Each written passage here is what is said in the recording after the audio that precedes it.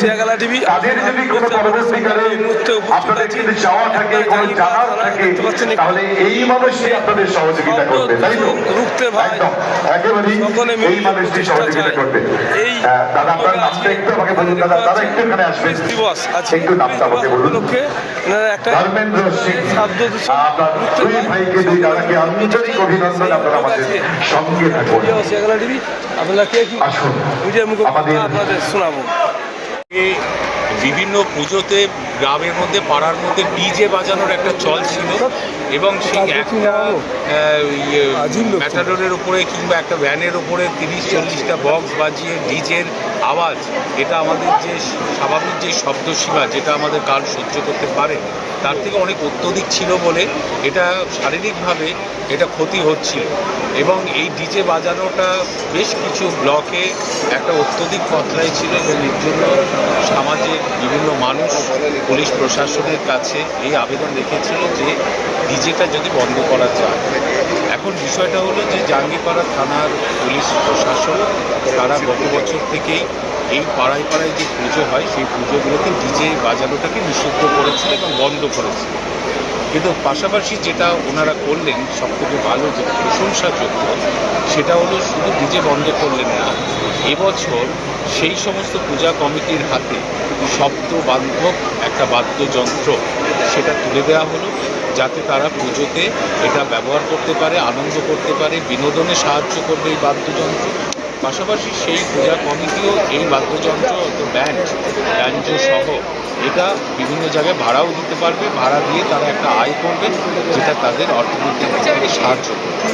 ফলে এই যে উদ্যোগটা জেলা পুলিশ প্রশাসন নিয়েছে এর জন্য তারা সাধুবাদ পাওয়ারই অবশ্যই যোগ্য, প্রশংসনীয় উদ্যোগ এবং এই উদ্যোগ সফল হবে আশা করি, কারণ পূজা কমিটিগুলো এটা অ্যাকসেপ্ট করেছে এবং আগামী দিনে এটা বাংলায় তো এটা একটা দৃষ্টান্ত হলো, বাংলার বিভিন্ন প্রান্তে এই উদ্যোগ কিন্তু আমাদের প্রশাসন দেখা গেল যে এই মঞ্চ থেকে একটা বিশেষ একটা কথা উঠলো যেটা পুলিশের মনোবল নিয়ে, সেই সম্পর্কে কি বলবেন?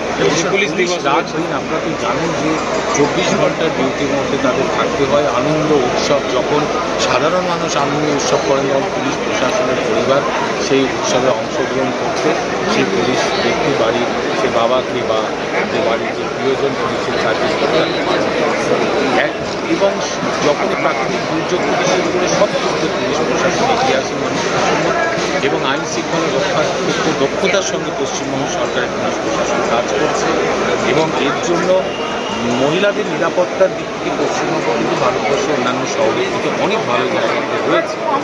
এই অবস্থায় কিছু পক্ষ থেকে, কিছু রাজনৈতিক দলের পক্ষ থেকে পুলিশের বিরুদ্ধে বিভিন্ন ধরনের অপপ্রচার এবং পুলিশের উপরে আক্রমণের একটা পরিকল্পিত প্রয়াস চলছে। সেই অবস্থার মধ্যে দাঁড়িয়ে সাধারণ মানুষের কাছে আমরা বলব যে পুলিশই আপনার নিরাপদ নিশ্চিত হচ্ছে, পুলিশ আপনার পাশে আছে, তার মনোবলকে শক্ত করার জন্য মানসিকভাবে সাপোর্ট আপনাদেরই করতে হবে।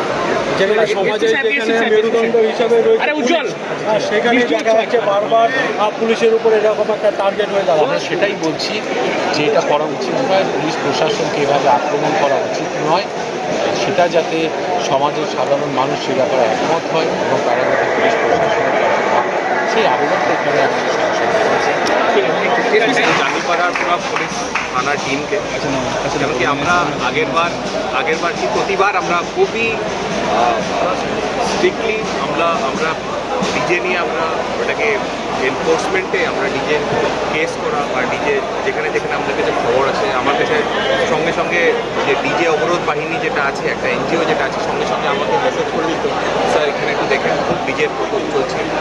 আমি সঙ্গে সঙ্গে আমরা এনফোর্সমেন্টটা তো করতাম, যেখানে কেস হতো, সিজার হতো, সব কিছু হতো, কিন্তু আমরা সেই সময় আমরা একটা জিনিস ভুলে যেতাম, যেটা এদেরকে একটা অল্টারনেট, আমরা কি কোনো অল্টারনেট অকুপেশন বা অল্টারনেট কিছু আমরা যদি দিচ্ছি সিস্টেম, তো এটার জন্য এই পরিকল্পনাটা দেওয়া হবে, যেখানে 25টা ক্লাবকে বেসিক্যালি আমরা দিচ্ছি, যেটা আমরা দিয়েছি একটা ক্লাবকেই দেওয়া হয়েছে, এখন 25টা ক্লাবের ডিস্ট্রিবিউশন চলছে, পুরো সেটটা দেওয়া হচ্ছে এবং এদের ট্রেনিং বা যা যা করণীয় ওটা আমাদের করানো হবে। সো দ্যাট আমরা চাই না কি এই যে ডিজের যে মেনেজটা আছে, আমরা চাই কি ডিজের যে মেনেজটা আছে, এই যে এত শব্দ ইয়ে করে এটা যদি শেষ হয়। আর জাঙ্গিপাড়া থানাতে আমাদের ফার্স্ট টেস্ট হবে এটা কালী পূজার সময়, কালী পুজোর বিসর্জনের সময় আপনারা জানেন কি আগেরবার আমরা অনেক ধরপকড় করেছিলাম, অনেক এনফোর্সমেন্ট আমরা করেছিলাম, কেস হয়েছিল, সিজার হয়েছিল। এটা ফার্স্ট আমাদের কেস যে আমরা দেখি কিরকম করে হয়।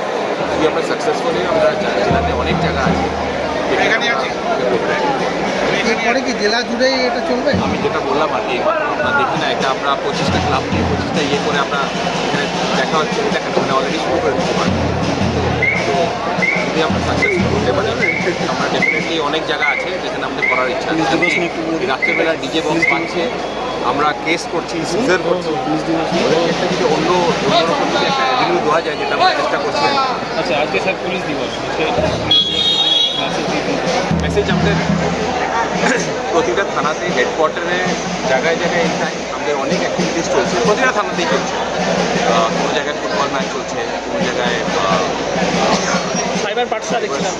সাইবার পাঠশালা, কালকে সাইবার পাঠশালা যেটা হয়েছিল সেলফ ডিফেন্স সেলফ ডিফেন্স হচ্ছে, তারপর জায়গায় জায়গায় ডিফারেন্ট প্রোগ্রাম চলছে প্রতিটা থানা এরিয়াতে। তো সাইবার পাঠশালা খুব ভালো ছিল, মানে বাচ্চারা খুব ভালো পেয়েছে, বাচ্চাদের ছেলে মা বাবারা খুব ভালো পেয়েছে। তো আমরা এটা অন্য ডিস্ট্রিক্টের অন্য জোনেও করবো আর কি, ইচ্ছা আছে। তো আজকে পুলিশ দিবসে আমাদের যেখানে যেখানে আমাদের অ্যাক্টিভিটি সব জায়গাতেই হচ্ছে, আমাদের হেডকোয়ার্টার থেকে নিয়ে সব পুলিশ স্টেশনের অন্তর্গত। তো এটাই আছে আমাদের পুলিশ, আমরা কর্মরত আছি অ্যান্ড আমরা আমাদের ডিউটি আমরা পালন করব, সবসময়ই পালন করব।